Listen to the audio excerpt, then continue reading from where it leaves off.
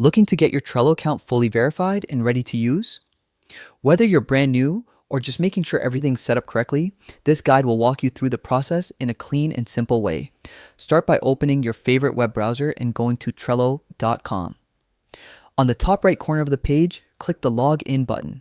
Trello gives you multiple sign-in options. Google, Microsoft, Apple, and Slack are all supported.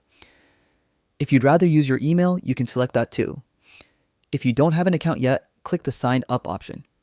The registration process is quick, but the most important part is entering a valid email address. Make sure it's one you actually have access to, because Trello will use it to verify your account. Once you've created your account or logged in for the first time, head over to your email inbox. You should see a verification email from Trello. This step is essential. Without verifying, your access to features may be limited. Open that email and click the verification link inside. That click confirms you own the email address you used and activates your account fully. If the email isn't there right away, give it a minute or two, then check your spam or junk folder. Filters can sometimes reroute it. Still don't see it? No stress.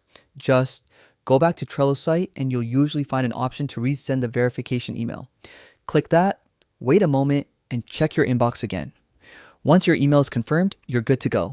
You can start creating boards, organizing lists, and building cards to manage projects, tasks, and team workflows. It's a small step that unlocks everything Trello has to offer.